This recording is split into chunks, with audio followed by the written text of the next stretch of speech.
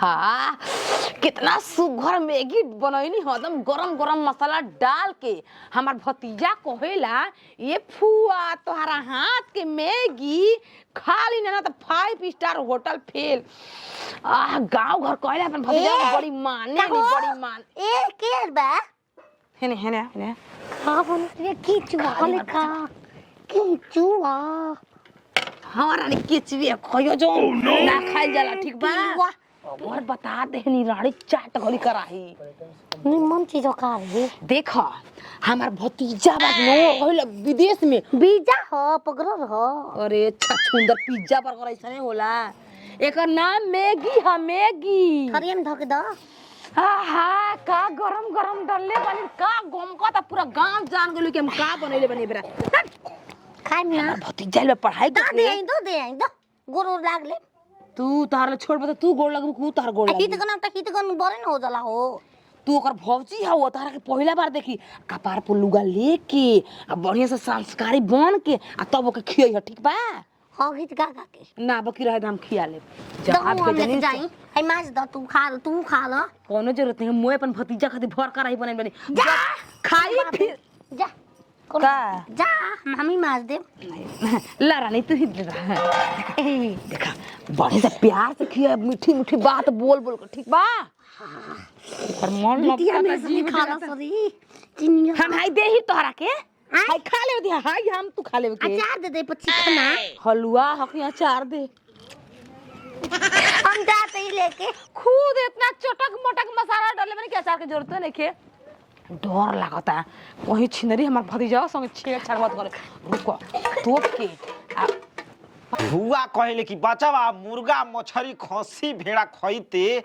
तो ऊ खियती बना बना के का कहीं बाकी जवने खाई ना शाकाहारी आदमी। अरे नदिया के बीचे जैसे नैया डोरे वो सही मुरसैया डोरे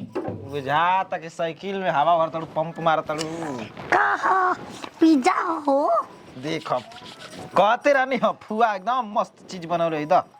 जानता नहीं का दो हमारे के भेजौले हुई ए फुआ हम अपना के देखाई का काम बने अपन सास से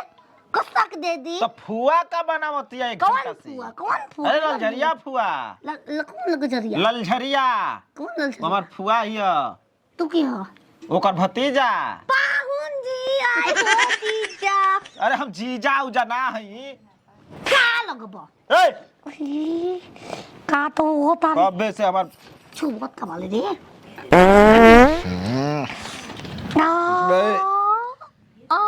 के छुआ का बानर लेखा चुंगार खाओ कले तड़ू ए तो सोचे जा पानी लेके आवा पानी पियबो अब का है पानी ना पिया अब वाह रे फुआ वाह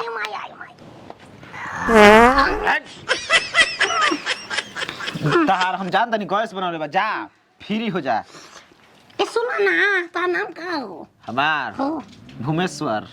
खा के चलो नाच के तो खाए के हां नाच के औ हमार नाम ना हो घूमे तो नाच के ना मगर हमार नाम ना हो फर्जी बताओ का हो रामदयाल राम दयाल इतर ऊ हो ना मैं ता में बाज हो अरे बांधावा तो माई की बुद्धि खोजो अरे बांधावा छीना अभी जानत नहीं खू हमार गांव में कैसन कैसन कांड हो गल बा बाज कैसे हो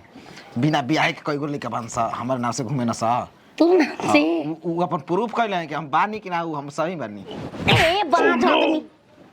ए के हाल में चल दे हो जा हो बरियार हूं मैं सुना एगो गाना गावो हो इ नतिया वही पर लापटल बा इना मिली रे अरे ये एकदम साफ को खइले नहीं खुद जब बनता तो हम ही बने रहे पर हाथ से बना नहीं अपन हाथ से फराई करके बनाए हूं जी हम देखनी हो जा गैस चूल्हा तारो फुआ बैठ रहली है बथरा से को बनैला सूरा तो मैंने छोड़ दे। अच्छा तू ही बनैले बड़ तब कैसे तक दे हम बनाएम तो हमार धोरकी पर पहले भोग लागी कपा धोरकी पर उजरी ना बिले बगल जाई सर हई पेचुआ सारावा कहीं का उजा से के फूके खिया खाना दो खाला ए फूके खिया दो खुदे पेट जरता तो खिया के दो खिया दी खिया दो सारा छिनरी यही पर पात डालस मैगी पर पट दा खाए ना खाए के बिगाड़म अरे फुआ लग झरिया उजार गइलु का लेके लेके मैं फुक गाड़ी देते रे सुनार कोई के नहीं बोलता ने ही टाइम में तो से चुपचाप आने एकदम चटकदार वाला कि पेट अब झरे वाला बा अरे दवाई बा हमरा फिरी है का दवाई भेजले बाड़ू मोए पलटवा के ओसही में खइला ना लाल अरे अपना लाल के त उ जाना तड़ू कि अब हम का कही लाल के करिया क देहलु ए जा भर दे लिखो खो देखो